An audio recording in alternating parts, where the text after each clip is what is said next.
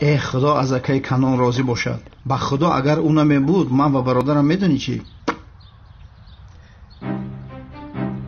یک چیز رو پرسان شوکت، تو همین کلاس رو در حقیقت دیدی؟ یعنی با چشمان خودت دیدی؟ ای باشه دیدم، نقاب داشت، نه که من دیدم. من کلتا کلاس را ای بوش حس میکنم که برادر من سیدکر برآمده نتونست، نه که من انیق میدانم که برادر من. انا دیدی نفری که با دیوار برآمده نمیتواند کلاس کس مگر معلوم میشود که او کلاس نبوده است. ای حیوان، اون نامش قربقه کرده برای همین برآمده نتونست. برادر ما هر گام بدون چی کار میکنم؟ خاموش باشد. دعوتان را گیرید. حاضر کلاس رو با شما نشان میدیم. حیوانها.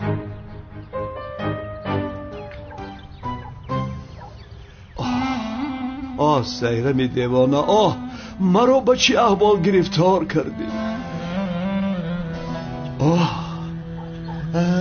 اکای کانون، تو خودت رو بیهوده زیغ میکنی. چی خیل؟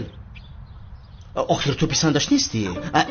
یعنی چشم دختر به هیجریت، برای همین گفتم آخر. به خدا ای همین بیعقل چی گفتی سه اکای کانون؟ اکای کانون آدمیه که همین سایرم نگوش نکنه. هر یک دختر ایدومش میدوه کی؟ آخر رو میپروند. راست میگه اکای کانون. مرا گوش کن، اگر تو با سایرم دیوانه اظهار محبت کنی میدونی چی میشه؟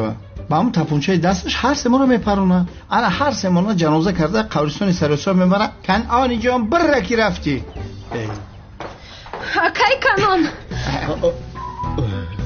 زنده ای؟ چی داد میزنی تو؟ بخشیش. چیکار کردی؟ بخیز برادر. سلام رنگ جین در آمدی. میمری اول سلام علیکم گویی با بدروی.